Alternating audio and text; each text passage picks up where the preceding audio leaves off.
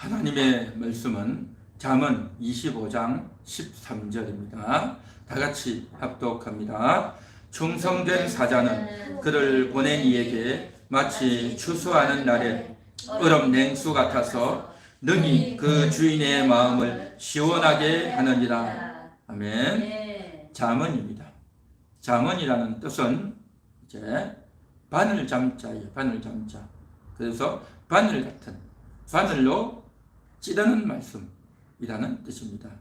그래서 이 잠언의 말씀은 어떤 이야기나 또 어떤 긴 문장이 아니라 짧게 이루어져 가지고 그 한마디를 딱 들으면 우리의 마음을 찌르는, 우리 영혼을 톡 쏘는 그런 말씀이 되어져서, 아, 그렇지, 내가 그걸 모르고 있었구나, 내가 이렇게 해야 되겠구나, 내가 그렇게 하면 안 되겠구나 하는 것들을 깨닫도록 여러 가지 짧은 말씀들이 집합되어져서 모아져 있는 그러한 내용이 잠언입니다. 그래서 잠언은 솔로몬이 자기의 아들들에게 그렇게 훈계하는 말이다라는 것입니다. 솔로몬 왕이 앞으로 이제 왕이 될 그 자녀들이 어떻게 인생을 살아야 될지, 그리고 앞으로 왕이 되려면 어떻게 이제 잘 훈련되고 준비되어져야 될지, 그냥 일반인처럼 살 수는 없잖아요.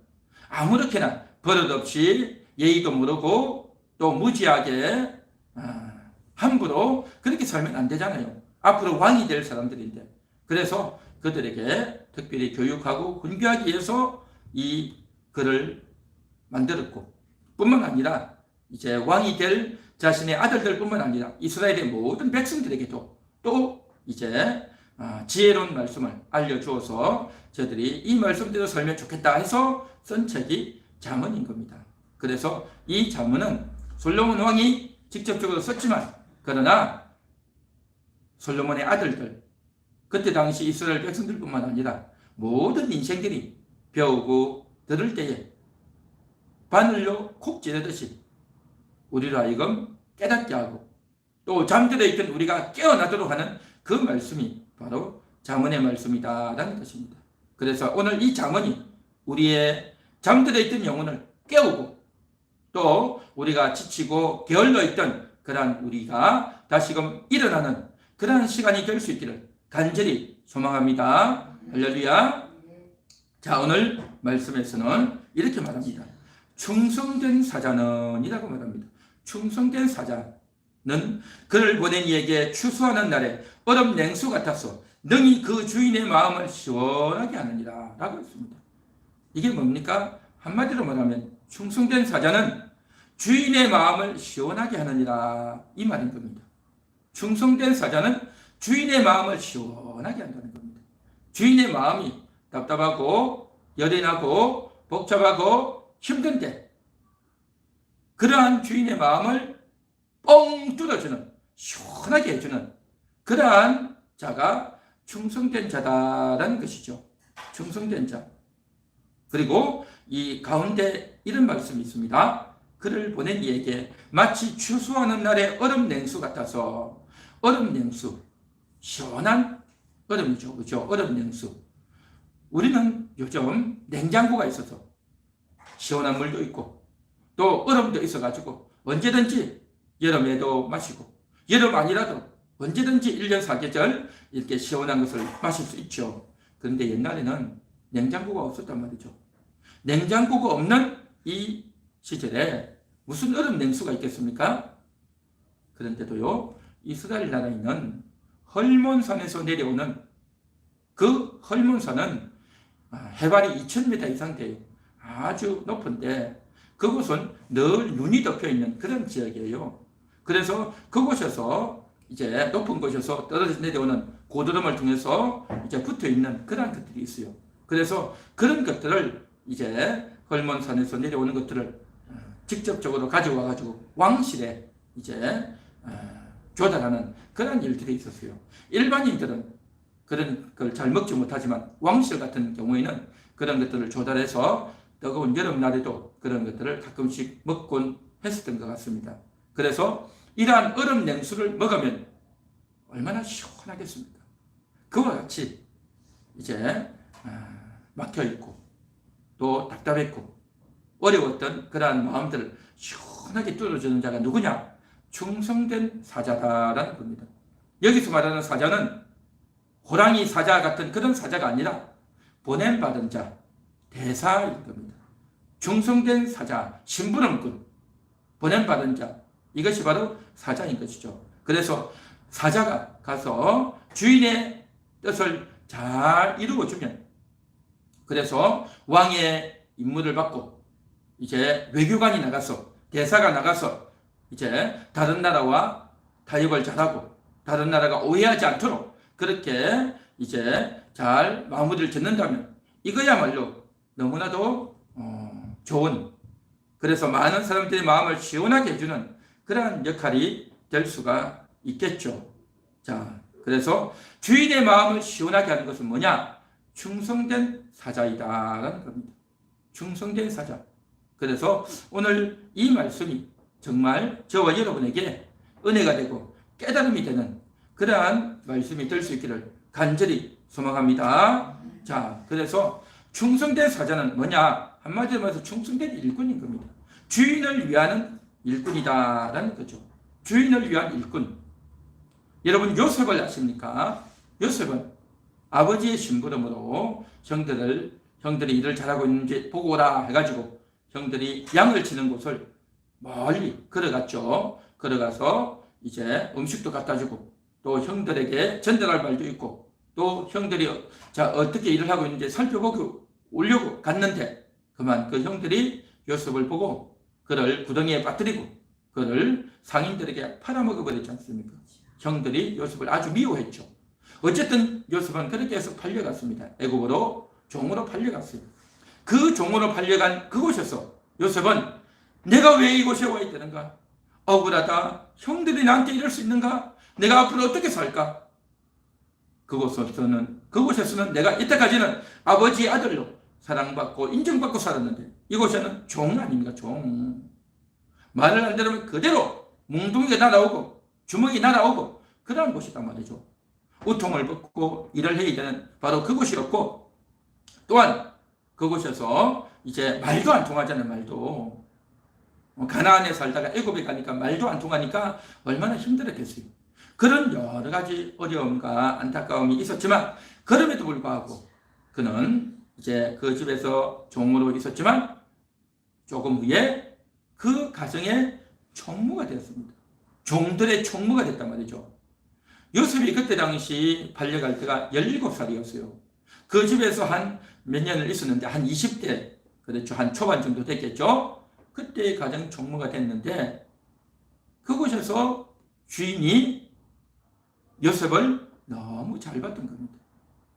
보통 그곳에서 가정 총무가 되려면 어떻게 해야 되겠습니까? 오래 일을 하고 나이도 좀 들고 인생도 좀 알고 그런 사람이 지혜 있고 똑똑하게 잘하지 않겠어요? 그런데 너무나도 어리고 젊은 20대 초반에 이러한 요셉에게 가정 총무를 맡겼던 겁니다. 왜 그랬겠습니까?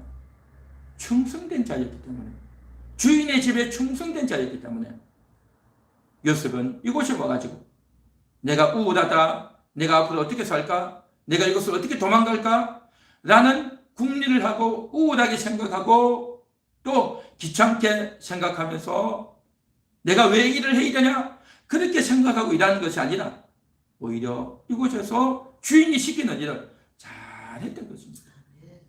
주인이 시키는 일을 잘했던 겁니다. 이게 바로 종의 가장 먼저 해야 되는 일인 겁니다. 주인이 시키는 걸 하는 겁니다. 그 일이 귀찮기도 하고 힘도 들고 어렵기도 하겠죠. 그런데도 잘하는 겁니다. 그런데 일을 하다 보면요, 일만 단순히 해서 되는 것이 아니라 내가 일을 어떻게 해야 될지 일머리를 알아야 되는 겁니다. 어리석은 종은요, 자기 시키는 그것만 딱 해요. 그런데 지혜가 있는 종은요, 시키는 것도 하지만 알아서 해요. 알아서. 시키지 않은 것도 해요. 시키지 않은 것도. 그래서 일을 잘 한단 말이죠. 그러니까 일을 내가 해야 되겠다는 마음을 먹고 일을 잘 하려고 하는 마음을 먹고 그래서 어떻게 하면 이 일을 더 잘할까라고 생각을 하는 겁니다. 일반 종들은, 대체적인 종들은 어떻게 하냐면 시키는 그것만 딱 하는 거죠. 시키는 그것만 딱 하니까 뭐 그래 했구나 그렇게 하죠. 그런데 시키는 것만 하는 것이 아니라 시키지 않은 것도 하는 거예요. 시키지 않은 것도. 이게 바로 뭐냐? 지혜로운 종이다라는 겁니다. 시키지 않은 것도 알아서 딱 해낸단 말이죠. 그러니까 종이 볼 때 어떻게 했습니까? 주인이 볼 때 어떻게 했습니까? 아, 저 녀석은 뭔가 다르구나. 시키지 않은 것도 안 해. 근데 그것이 주인이 볼 때 너무 좋은 거예요. 너무 잘한단 말이죠. 이게 바로 일의 지혜이다라는 겁니다. 그런데 종에게 있어서 더 중요한 것은 뭐냐? 충성스럽게 일하는 겁니다. 충성이 뭘까요? 충성이라는 것은요, 주인을 위해서 일하는 겁니다. 나를 위해서 일하는 것이 아니라 주인을 위해서 일한단 말이죠. 나를 위해서 일하면 어떻게 하겠습니까? 내 월급 받은 것만큼만 하는 거예요. 내 근무 시간만 일하는 겁니다. 그렇죠. 원래 계약했으니까 월급 받은 것만큼 근무 시간에만 나에게 주어진 일만 딱 한단 말이죠. 그런데 정말 충성된 종은 뭐냐? 내가 그 일머리를 알아서 지혜롭게 일도 하지만 주인에게 충성하는 겁니다. 정말 주인의 마음을 알아서 잘 한단 말이죠. 그래서 주인이 볼 때 요셉이 너무너무 마음에 들었어요. 나중에 어떤 일이 생깁니까? 그 주인의 아내가 요셉을 유혹하지 않습니까? 우리 동침하자. 그러면 한참 젊음에 피가 끓는 요셉이 20대 젊은이가 얼마든지 그 주인의 아내와 이제 마음이 맞으면 내가 좀 더 일을 안 할 수 있고 좀 쉴 수 있고 또 이제 주인의 아내와 함께 좋은 시간 보내면 나도 좋고 일도 좋고 얼마나 좋겠냐 라고 생각할 수 있겠죠. 그런데 요셉은 어떻게 생각합니까? 이것은 하나님께 죄를 짓는 것입니다. 주인이 나에게 모든 것을 다 맡겼지만 당신만은 아닙니다 라고 하면서 거부하지 않습니다. 한사코 그 여자가 달려들 때 도망을 가죠. 옷을 벗어놓고 도망을 가는 겁니다. 왜 옷을 벗어놓고 도망가겠습니까? 옷을 붙들고 놓지 않으니까. 그렇죠. 그러니까 옷을 벗어버리고 도망을 가버리는 겁니다. 그래서 여자가 돌변해서 요셉이 나를 덮치려고 했다라고 했고, 그리고 그 말을 듣고 그 주인도 나중에 알고 요셉을 감옥에 가둬버리죠. 이 얼마나 억울합니까? 요셉은 종으로서 가정의 종으로 일했지만 정말 주인에게 충성했던 겁니다. 주인에게 끝까지 충성하는 것. 아내의 말을 듣고 동침하는 것이 아니라 오히려 그 아내와 동침하지 않고 자기가 오해를 받고 감옥에 갔지만 끝까지 그렇게 했던 것이 오히려 주인을 위한 진정한 충성이 있던 거죠. 주인의 마음을 아는, 주인의 뜻을 아는 그것이죠. 그렇죠? 주인이 시켰겠어요? 너 나의 아내와 동침하면 안 된다. 그런 말을 했겠어요? 그거는 너무나도 당연한 거기 때문에 일러주지 않았지만 요셉은 다 알았던 겁니다. 그렇죠? 내가 해야 될 일을 하는 것, 이게 충성이지만 한 걸음 더 나아가서 내가 어떻게 해야 될지를 알고 지혜롭게 하는 것, 이것도 충성이란 말이죠. 그런데 더 대단한 충성은 뭐냐? 주인의 마음을 알아서 주인이 일러주지 않았고 주인이 시켜주지 않았지만 그래도 내가 어떻게 해야 될지를 딱 안단 말이죠. 이게 진짜 충성이다라는 것입니다. 그래서 이렇게 하는 것이 바로 충성이다 말이죠. 그래서 충성된 사자는, 이 요셉 같은 사람은 그 주인의 마음을 시원하게 하는 그러한 일을 했다라는 것이죠. 할렐루야. 그래서 이러한 충성에 있어서 정말 최고의 모본이 있습니다. 그 최고의 모본이 뭐냐? 충성된 사자. 정말 가장 충성된 자가 누구냐? 요셉을 예를 들었지만 실상은 요셉보다 더 대단한 분이 있습니다. 누구겠습니까? 예수님이십니다. 예수님. 그분은 바로 예수님을 보낸, 아들을 보낸 하나님께 충성된 사자였다는 것입니다. 하나님께서 독생자를 이 땅에 보내셨지 않습니까? 독생자로 이 땅에 오셔가지고 예수님은 바로 하나님의 마음을, 아버지의 마음을 시원하게 하는 그런 인생을 사셨다는 것입니다. 예수님이 이 땅에 오셔서 가장 먼저 했던 일이 뭐겠습니까? 그것은 바로 성경을 배우는 거였습니다. 성경을 읽고 성경을 배우는 겁니다. 모세오경을 배우면서 창세기, 출애굽기, 레위기, 민수기, 신명기를 쭉 읽으면서 배우는 겁니다. 그러면서 그곳에 있는 내용을 배우면서 하나님이 어떻게 이 일을 행하셨는지, 어떻게 천지를 창조하시고 어떻게 이 모든 일들을 행하셨는지를 다 배우는 겁니다. 그리고 뿐만 아니라 이제 계속해서 성경을 읽으면서 그 성경을 통해서 이제 뭘 배우느냐? 내가 해야 될 일을 알게 되는 겁니다. 예수님 자신이 해야 될 일을 알게 된 겁니다. 자신의 사명을 인지한 거예요. 내가 해야 될 일, 그걸 아는 겁니다.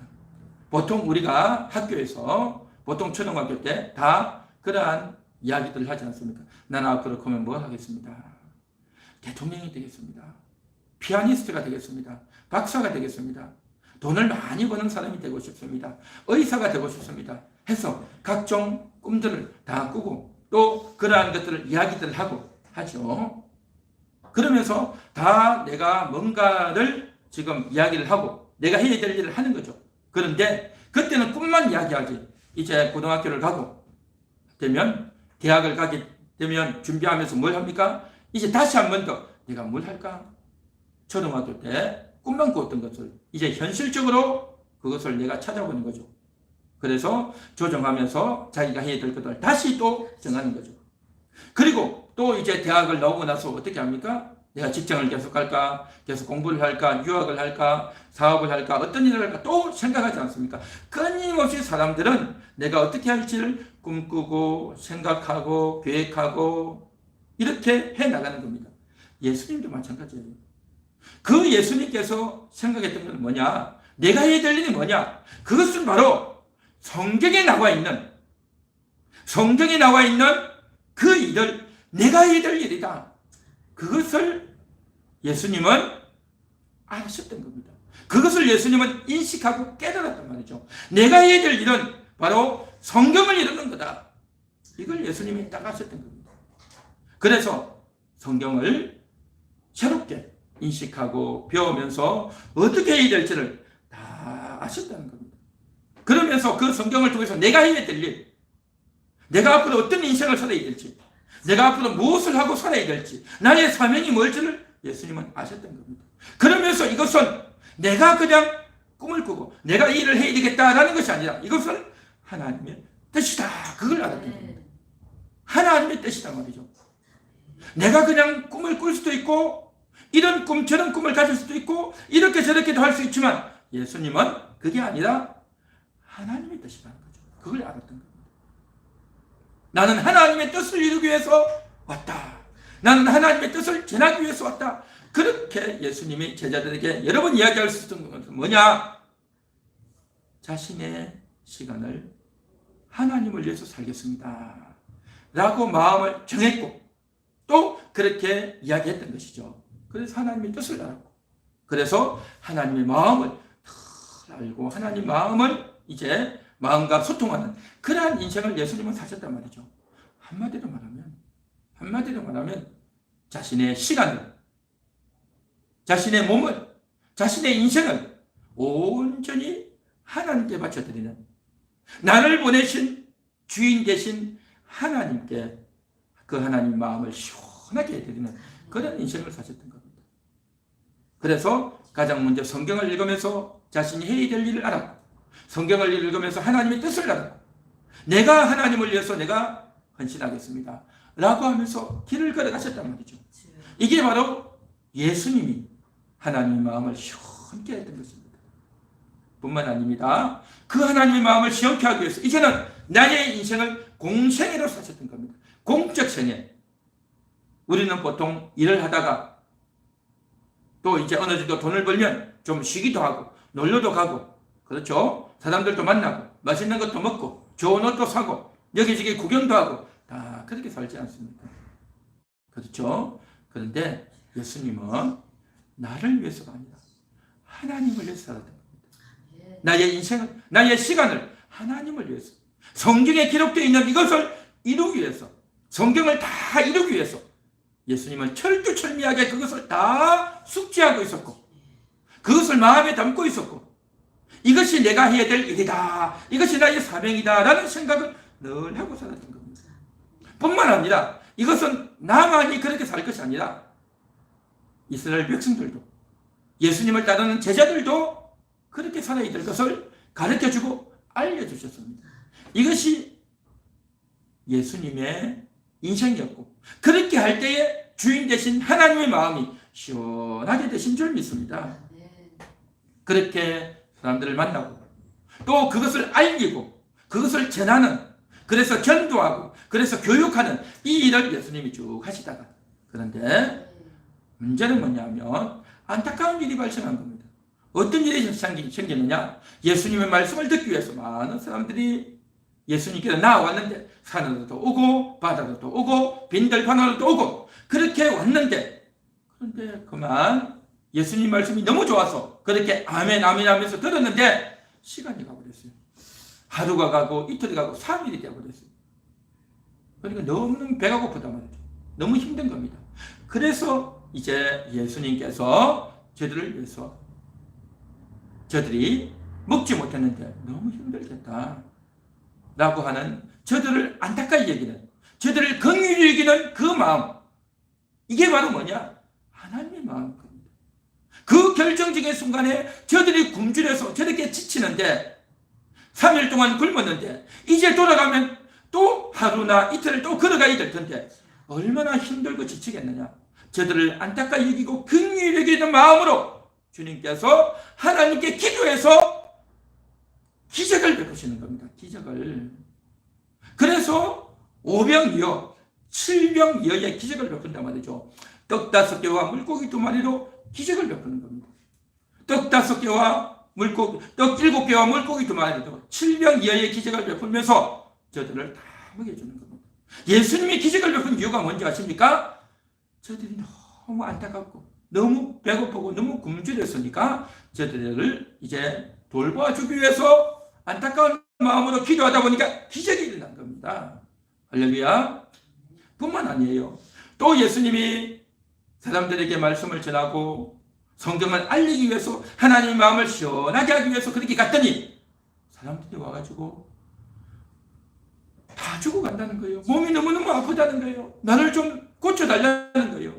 그러니까 예수님께서 그 병들어서 고생하는 사람을 보시고 예수님이 저를 기도해 주는 겁니다.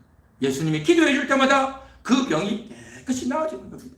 그렇게 해서 많은 병자들이 우리도 있는데, 우리 아들도, 우리 딸도, 우리 어머니도, 우리 남편도, 우리 아내도 하면서 사람들이 다 병자 하나씩 다 데리고 오는 겁니다.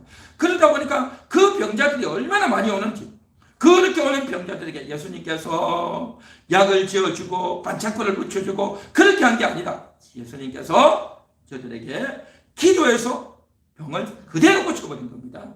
할렐루야. 대단한 능력을 행한 겁니다. 그렇게 예수님께서 굶주린 사람에게 먹여주고 병든 사람을 고쳐주고 했는데 또 더 심각한 사람이 있어요. 어떤 사람이냐? 귀신이 들렸어요. 귀신이 들려가지고 침을 질질 흘리고 귀신이 들려가지고 막 욕을 하고 다니고 귀신이 들려가지고 이상한 행동을 하는 사람이 있어요. 이 도무지 말이 안 통해. 말이 안 통해. 말이 안 통하는 그런 사람들에게 어떻게 합니까? 가가지고 그 속에 있는 귀신을 쫓아버리는 겁니다. 이 더러운 귀신아 나가라 하고 쫓아버리는 겁니다. 그렇게 하니까요, 그렇게 정신병자하고 이상한 짓을 했던 사람이 그냥 쓰러져 버리는 거예요. 쓰러져 버리더니만 귀신이 떠나가고 나니까 이 사람이 멀쩡하게 일어나는 거죠.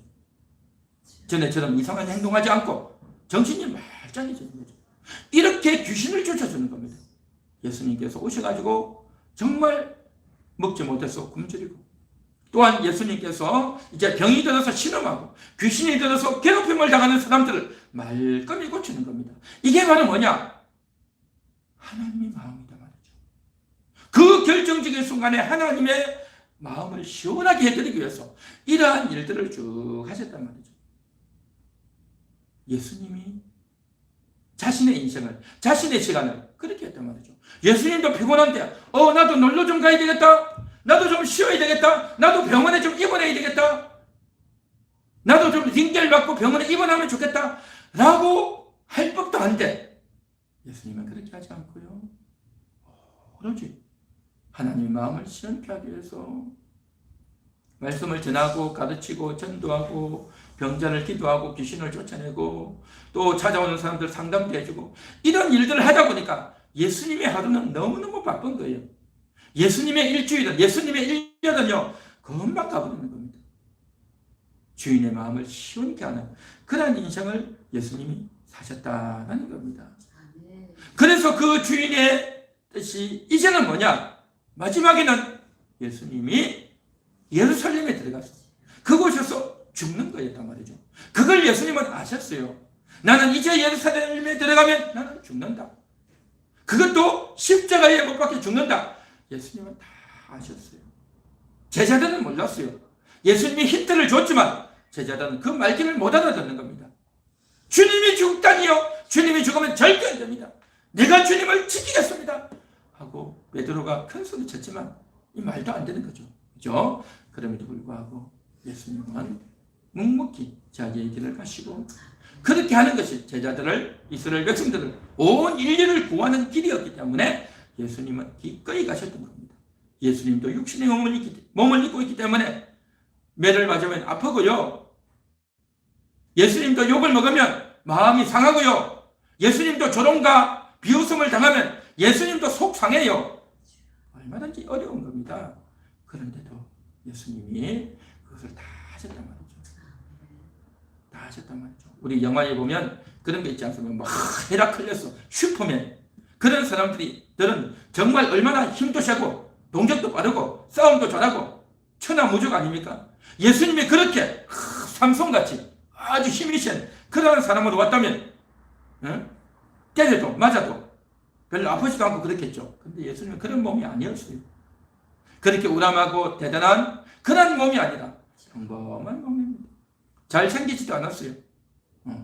대단한 그런 몸도 아니었단 말이죠. 그냥 일반인들과 같은 그런 몸으로 오셔가지고 다 매를 맞고 고난당하고 욕을 먹고 손가락질 당하고 침뱉음을 당하고 예수님도 그러한 것들을 당할 때 속상하고 괴롭고 죽도록 힘든 그러한 것들을 다 당하셨단 말이죠.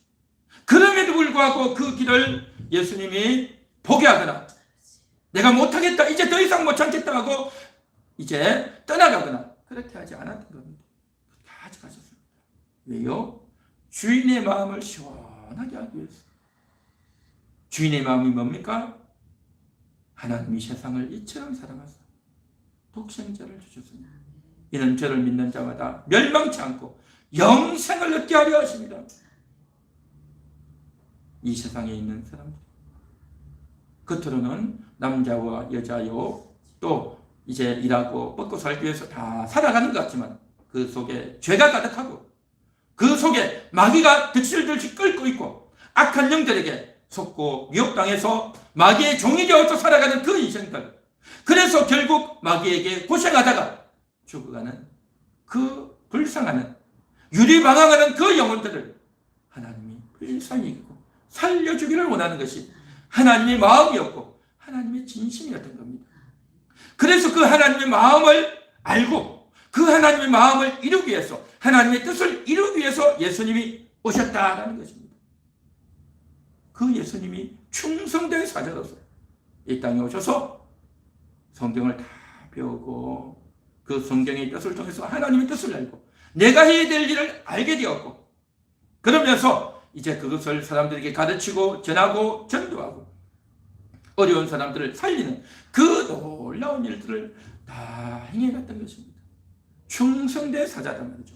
그래서 하나님 마음을 시원하게 하는 이 일을 예수님이 하셨다라는 것입니다. 할렐루야. 충성된 사자는 바로 예수님이십니다. 한번 따라해 볼까요? 충성된 사자는 예수님이십니다. 충성된 사자는 예수님이십니다. 충성된 사자는 예수님이십니다. 충성된 사자는 예수님. 할렐루야. 충성된 사자는 예수님이십니다. 얼마나 충성되었던지 자기가 십자가에서 죽는데도, 손가락질을 당하고 모욕을 당하는데도 너무너무 속상하고 좌절스럽고 힘들지만 다 이겨내고 버텨내고 참아내고 인내하고 그 아픈 매를 다 맞아내고 그 피를 흘리면서도 죽어가면서도 끝까지 불평하고 원망하지 않았습니다. 끝까지 참아내셨습니다. 충성된 사자이셨다라는 것입니다. 그래서 저도 주님을 좀 본받고 싶다. 저도 주님처럼 충성된 사자로 좀 살고 싶다 해서 제가 인생의 방향을 정했습니다. 제가 어린 시절에 초등학교 때 학교 선생님들이 물어요. 직각자의 꿈이 뭐냐 하고 물으니까 친구들이 다 이야기했다 한마디 하는데, 그리고 제가 하나 생각나는 게 제 친구 중에 한 명이 그런 이야기 했다고. 다들 사장, 뭐 대통령, 뭐 미술가, 음악가 뭐 다 그런 이야기 하는데 한 명이 딱 그러더라고. 자기는요 철물점 사장이 되겠대요. 철물점 사장. 그러니까 철물점 사장이 아주 그냥 멋있어 보였던 것 같아요. 어쨌든 그렇게 다 한마디씩 하는데, 근데 저는요 할 말이 없어요. 내가 할 수 있는 게 없더라고요. 희한하죠. 그 어린 마음에 그냥 뭐 단순히 아무렇게나 생각해서 한마디 할 텐데, 내가 뭘 할 만한 게 없었어요. 어릴 때부터. 근데 꿈이 없었다고. 꿈이 없어서. 그래서 정말 괴로웠어요. 내가 어린 시절부터 괴로웠어요. 꿈이 없는 게 괴로웠어요. 그런 거 누가 물으면 제일 싫었어요. 내가 뭘 해야 될지 몰라가지고 정말 힘들었어요. 그러다가 이제 중학교 가고 고등학교 갔는데 또 내가 뭘 해야 될지 또 모르겠어요. 또 모르겠어. 왜냐하면 우리 집은 가난하고 내가 대학도 갈 수 없고 내가 이렇게 해가지고 어떻게 살까? 그리고 내가 하고 싶지 않은, 내가 가장 잘 못하는 일을 내가 해야 되나 싶어가지고, 적성도 안 맞는 학교에 와가지고 내가 이렇게 살아야 되나 싶어가지고 너무너무 괴로웠어요. 제가. 그런데요 예수님을 믿고 나서 교회를 다니고 나서는요 제가 살 것 같았습니다. 내가 왜 살아야 되는지 알겠다. 그런 마음이 들었어요. 예수님 때문에 살아야 되겠구나. 그걸 알게 되었어요. 내가 곧 길이요 진리요 생명이다. 나로 말미암지 않고는 아버지께로 올 자가 없느니라 했던 그 말씀이 딱 꽂혔어. 정말 자문같이, 그 말씀이 자문같이 딱 꽂혀서 아직도 잊혀지지 않는 나의 길은, 나의 진리는, 나의 생명은 예수님이구나. 예수님만 믿고 따르면 좋은 일이 있겠구나. 그런 생각이 들었단 말이죠. 그래서 이제 그 예수님의 말씀이 늘 생각나고, 집에 가 있는데도 그 말씀이 생각나고요. 학교 가서 앉아서 공부하는데도 그 생각이 나더라고요. 하나님 말씀이 생각이 나요. 누가 억지로 생각하라고 한 적도 없어요. 목사님이 설교하면서 여러분 가정에 가면 이 하나님 말씀 꼭 생각하세요. 그렇게 안 했어요. 그런데도 저는 자꾸 그 말씀이 생각이 나는 거예요. 생각나고 교회 가 있을 때도 예수님 생각나고 집에 가서도 학교 가서도 예수님 생각이 그렇게 났었어요. 그러면서 이제 나는 예수님과 함께 살겠다. 그런 생각이 들다가 이제 시간이 좀 더 가가지고 이제는 내가 뭘 할까? 그런 생각을 하다가 그 전에 제가 뭘 했냐면요. 성경을 읽었어요. 성경을 읽으면 그렇게 좋았어요. 제가 어린 시절부터 잠언 참 많이 읽었어요. 왜냐하면 지혜를 얻는다 해가지고 나도 좀 지혜를 얻고 싶어서 잠언을 많이 읽었어요. 다른 성경보다 잠언을 참 많이 읽었던 것 같아요. 잠언을 읽다 보니까 어떻게 되어지느냐? 묵상하는 걸 배웠어요. 묵상. 그래서 성경을 읽고 또 읽으면서 이게 무슨 말일까 생각하고, 또 모르면 사전을 찾았어요. 요즘처럼 뭐 인터넷이 잘 돼 있고 뭐 하는 시절이 아니잖아요. 그러면 국어 사전을 펼쳐가지고 찾는 겁니다. 국어 사전도요, 조그마한 사전에는 잘 안 나와요. 그러면 큰 사전 있죠. 아주 국어 대사전 하는 그런 걸 찾아가지고 딱 갖다 놓고 찾는 거예요, 그냥. 그래서 찾고, 이게 이런 뜻이겠구나 하고 찾는단 말이죠. 그렇게 찾으면서 성경을 읽으면서 열심히 했어요. 그래서 성경을 묵상하면서 충성된 사자는 주인의 마음을 시원하게 하는 거예요. 주인의 마음을 시원하게 하는 자가 충성된 사자인데, 정말 어떻게 해야 충성될 수 있을까? 어떻게 해야 주인의 마음을 시원하게 할 수 있을까? 충성되다는 게 뭘까? 어떻게 하는 것이 충성되는 걸까? 충성된 사람들은 어떤 사람들이 있을까? 하면서 온갖 생각을 하고 묵상하고 생각하고, 그런데 나는 충성되게 살아왔는가? 이런 생각들을 마구 한단 말이죠. 그래서 이제 그것을 가지고 육하 원칙에 의해서 누가 언제 어디서 무엇을 왜 어떻게 했는가를 생각하는 겁니다. 하나님 말씀을 생각하면서 그렇게 쭉 한단 말이죠. 그렇게 하다 보니까 정말 묵상하는 게 더 깊어져요. 더 깊어져. 그래서 길을 걸어가면서도 버스를 기다리면서도 또 어디를 가면서도 딴 생각하는 것이 아니라 쓸데없는 걸 바라보는 것이 아니라 늘 말씀을 묵상하면서 그렇게 살았던 것이 제가 여태까지 인생이었어요. 그래서 성경을 읽고 묵상하다 보니까 예수님을 배우고 하나님을 알게 되고 예수님이 가셨던 길을 저도 조금 흉내내기 위해서 그렇게 살아왔단 말이죠. 이게 바로 뭐냐? 하나님을 아는, 하나님의 마음을 시원하게 하는 거였어요. 제가 처음에는 몰랐어요. 그때는 내가 그냥 성경을 좀 안다. 아, 성경에 이런 게 있구나. 그런 정도 알았는데 나중에 보니까 더 큰 것을 깨달았어요.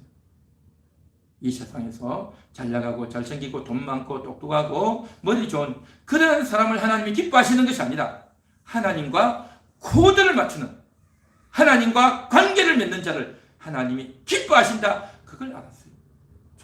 정말 저는 너무너무 감사했어요. 보통 학교에서는, 직장에서는, 이 세상에서는 어떻습니까? 실력 있는 자, 재주 있는 자, 뭔가 있는 사람, 뭔가 스펙이 있는 사람, 뭔가 내세울 수 있는 우리 회사를 위해서, 우리 학교를 위해서, 이 나라를 위해서 뭔가 할 만한 실력이 있는 그런 사람을 다 찾지 않습니까? 그런 게 없는 사람은 나갈 수가 없죠. 일꾼이 될 수가 없죠. 그렇죠. 그런데 하나님은 그런 사람을 뽑지 않더라고요. 노래 잘하고 그림 잘 그리고 실력 있고 똑똑한 학교 좋은 그런 사람을 뽑는 것이 아니라 하나님과 코드 맞추는 사람, 이것을 하나님이 기뻐하신다는 걸, 그걸 제가 나중에 알고 너무 기뻤어요. 그러면 나도 소망이 있겠다 싶었어요. 왜냐하면 나는 좋은 학교도 나오지 못했고 나는 실력과 재주도 많지 않고 그렇죠. 그랬는데 오직 나는 성경을 보고 하나님 마음을 알고 하나님과 코드 맞추는 그러한 것을 사는 거는 내가 할 수 있겠더라고요. 그래서 자신감이 생겼어요. 자신감이. 성경을 읽으면서 제가 자신감이 생겼어요. 아, 내가 하나님과 코드 맞추면 되겠다. 하나님의 마음을 내가 알아서 나도 하나님과 한 마음이, 하나님과 같은 마음이 되면 좋겠다. 이러한 생각을 딱 하면서 그래, 내가 이런 인생을 사는 거야. 이게 내가 해야 될 일이야. 라는 생각을 딱 하게 되었어요. 이게 얼마나 귀한 깨달음이었는지.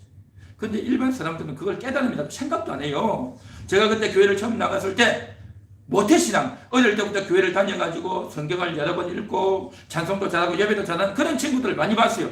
근데 그런 친구들은요, 주일날 교회도 잘 안 나가더라고요. 주일날도 바쁘면 교회도 안 나가더라고요. 저는 생각할 때, 야, 그렇게 모태신앙이면 그렇게 신앙생활도 잘해야 되는데 어떻게 저럴까?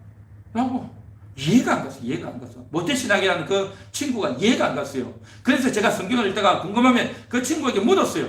그렇게 물으니까 처음에 아주 단순한 것은 답을 하는데 조금 좀 깊숙한 이런 질문을 하면, 예를 들어서 심령이 가난한 자는 복이 있나니 했는데 그게 무슨 말이야? 물으면 몰라. 그러니까 이런 어려운 것들을 조금 깊숙한 걸 물으면 아이 모르겠다고, 목사님한테 물어보라고 전부 그러더라고요. 그래서 이런 것들을 보면서 모태신앙이라고 해서 성경을 다 아는 건 아니구나, 모태신앙이라고 해서 신앙이 믿음이 더 있는 건 아니구나, 그때 알았던 것 같습니다. 그래서 어쨌든 제가 이렇게 하면서 내가 다른 건 못해도, 다른 건 부족해도, 다른 것들은 내가 친구들만큼 못하고 다른 사람들만큼 이렇게 못 살아도 내가 하나님과 마음을 맞추고 하나님의 뜻을 알고 하나님을 따르고 예수님을 따르는 이 삶은 내가 한번 해보면 되겠다. 이것을 위해서 내 인생을 살면 좋겠다. 이런 생각이 들었어요. 이런 생각이. 참, 이것은요, 누가 나에게 하라고 한 게 아니었어요. 나도 모르게 그런 마음이 들었어요. 그래서 요한복음 12장인가에 보면 이런 말씀이 있어요. 사람이 나를 섬기려면 나를 따르라. 아버지께서 저를 귀히 여기시리라 라고 하는 말씀이 있어요. 사람이 나를 섬기려면 나를 따르라고 했어요. 그 나를 따르라고 하는 그 말씀이 저에게는 이제는 신앙을 하고 주의 종이 되어라 라고 하는 말로 제게는 다가왔어요. 그래서 제가 용기를 내어서 이제 하나님의 말씀을 어느 정도 배웠으니, 하나님의 뜻을 어느 정도 알았으니 이제 나도 하나님을 위해서 인생을 살아와야 되겠다, 그런 마음이 들더라고요. 그런 마음이 들었어요. 그래서 용기를 내어서 신학을 하게 됐던 겁니다. 그전에는요, 제가 신학을 하고 싶은 마음은 있었는데 내가 할 수 있을까 해서 굉장히 주저하고 겁을 많이 냈었어요. 왜냐하면 앞에 나가서 하는 전도사님이나 목사님들 보면 다 설교도 잘하고 이야기도 잘하고 찬양도 잘하는데 나는 앞에 서면 저렇게 말 잘할, 또 저렇게 재미있는 이야기할, 또 저렇게 찬양을 잘할 자신이 없더라고요. 자신이. 내가 어떻게 저걸 할 수 있을까? 라는 생각이 들어가지고 나는 안 돼. 나는 못할 거야. 그리고 나는 돈도 없어가지고 학교도 못 가는데 어떻게 할 수 있겠어? 라는 생각에 푹 쩔어 있어가지고 못한다, 안 된다라고 생각을 했던 거예요. 그런데 하나님께서 그걸 다 이끌어 주셨어요. 참 미안하죠? 참 미안합니다. 어릴 때 내가 꿈도 없었고 내가 어떻게 해야 될 줄 몰랐는데 성경을 읽다 보니까 하나님과 코도 맞추고 주님을 섬기기 위해서, 주님을 온전히 섬기기 위해서 내가 그냥 직장생활하고 돈 벌고 헌금하고 집사, 장로 되어서 그렇게 일할 수도 있겠다라는 생각이 아니라 이제는 내가 온전히 나의 인생 전체를 하나님께 드려야 되겠다, 그런 마음이 들었어요. 그래서 신학을 하게, 그래서 목회를 하게 되었다는 것입니다. 할렐루야. 이게 뭐냐? 성경을 배우니까, 하나님의 뜻을 알게 되니까, 하나님이 정말 원하는 것이 뭔지를 알게 되니까 조금 더 깊숙하게 그쪽을 향해서 달려 나오게 되었다는 것입니다. 그래서 신학교 과정을 하고 여러 가지 어려운 과정을 겪었지만 이제 바람까지 와서 함께하는 교회를 이제 시작하게 되었던 것입니다. 할렐루야. 하나님의 마음을 시원하게 하기 위해서, 하나님의 뜻을 이루기 위해서 여기까지 왔다는 것입니다. 사랑하는 성도 여러분, 우리 모든 인생들도 마찬가지입니다. 우리가 이 세상에서 돈 벌고 일하고 인생을 살아가는, 자녀들을 낳고 자녀들을 키우고 이렇게 살아가는, 그러면서 내가 늙어가고 나이가 많아지고 이렇게 살아가면서 나는 누구를 위해서 충성할 것인가 생각해야 됩니다. 주인의 마음을 시원하게 합니다. 주인의 마음을 시원하게 하는 게 뭐겠습니까? 주인에게 충성하는 거예요. 주인에게 충성하는 겁니다. 여러분, 여러분의 주인은 누구입니까? 여러분의 주인은 누구이십니까? 예, 아멘. 나의 주인은 예수님입니다. 나의 주인을 예수님이다라고 생각하고 이야기하는 사람도 있고, 또 어떤 사람은 나의 주인은 내 아들이야, 내 남편이야, 내 아내야, 내 아버지, 내 어머니야, 내 아들, 내 딸이야 라고 생각하는 사람도 있어요. 내가 가장 중요하게 여기는 것, 내가 가장 귀하게 여기는 것이 자기 주인인 거예요. 또 어떤 사람은요, 뭐가 자기 주인이냐? 돈이 자기 주인이에요. 돈이. 그러니까 돈이 중요한 겁니다. 돈이 있어야 되는 거예요. 그래서 심지어는 교회 가려면 돈도 있어야 돼. 헌금회에 돈을 교회가 좋아하지, 목사님이 좋아하지 라고 생각하면서 돈이 우선이라고 생각해서 돈을 벌려고 돈 하려고 하다가 그만 어떻게 됩니까? 미혹을 받아가지고 엉뚱한 데 돈 벌려고 하다가 속아가지고 오히려 처음에는 돈을 버는 것 같지만 나중에는 돈을 다 잃어버리는, 그래서 돈이 중요해서 돈을 위해서 모든 것을 다 하려고 하다가 신앙도 잃어버리고 나중에 후회하는 그런 사람이 많습니다. 교회를 다니면서도 마찬가지예요. 내 주인이 누구냐 말이죠. 나의 주인은 하나님이십니다. 나의 주인은 주님이십니다. 이게 저의 고백입니다. 여러분도 그렇습니까? 아멘. 우리 한번 같이 따라해 볼까요? 나의 주인은 하나님이십니다. 나의 주인은 하나님이십니다. 나의 주인은 예수님이십니다. 나의 주인은 예수님이십니다. 나의 주인은 성령님이십니다. 나의 주인은 성령님이십니다. 할렐루야. 아멘. 주인의 마음을 시원하게 해야 되지 않냐 말이죠. 네. 내 주인이 누군지를 알고 그 주인의 마음을 시원하게 하기 위해서는 어떻게 해야 되느냐? 충성된 사자, 충성하는 겁니다. 주인을 위해서 충성하는 겁니다. 주인을 위해서 충성하는 것. 주인을 위해서 충성하는 게 뭐겠습니까? 주인의 뜻을 알아야 되는 거예요. 주인의 뜻을 알아야 주인에게 충성하죠. 주인의 뜻도 모르면 충성할 수 없어요. 주인의 뜻이 뭔지를 성경을 통해서 배워야 되는 겁니다. 성경을 읽고, 성경을 읽다 보면 모르는 게 있기 때문에 질문하게 되는 겁니다. 성경을 가지고 질문하는 사람은요, 주인의 뜻을 알려는 마음이 있는 거예요. 주인의 뜻을 알려는 마음이 없는 사람은 성경을 안 읽어요. 성경을 안 읽으면 궁금한 게 없어요. 궁금한 게 없으면 질문할 게 없어요. 그러면 성경에 대해서 이야기할 게 없는 겁니다. 남들이 이야기하면 그렇구나 하고 듣고만 있는 거죠. 한 귀로 듣고 한 귀로 흘려버리는 거죠. 그런데요, 다른 데에 가면 어디 맛있는 게 있냐, 또 이렇게 이상한 남자가 있고 이상한 여자가 있는데, 저런 며느리가 있는데, 저런 사위가 있는데, 저런 시험이 있고 저런 시아버지가 있는데, 희한하다, 말도 안 된다, 어떻게 사람이 저럴 수 있냐, 그런 이야기는 너무너무 잘해요. 그런 이야기는 귀에 쏙쏙 들어와요. 그런데 성경의 이야기에 대해서는 관심이 없고 들어도 한 귀로 더 흘려버려요. 그렇기 때문에 질문할 게 없단 말이죠. 그러나 오늘 이 시간 주인에게 충성된 자는 그 말씀을 듣고 배우는 겁니다. 듣고 배우기 때문에, 그것이 듣고 배워졌기 때문에 이제는 어떻게 되어지느냐, 그 말씀대로 나도 한번 살아봐야 되겠다. 이 말씀대로 나도 한번 여기에 이 말씀을 이루고 이 말씀을 순종하는데 내가 한번 시간을 내고 그런 인생을 살아봐야 되겠다 라는 마음이 당연하게 들게 되어 있습니다. 할렐루야. 충성된 사제는 그렇게 합니다. 그렇게 하다 보면 이제는 나의 시간을 더 많이 들이고 나의 물질을 더 많이 들이고 나의 에너지와 정력을 더 많이 들여서 말씀을 이루고 주인을 위해서 한번 살아봐야 되겠다라는 마음을 들고 끝까지 가게 되는 겁니다.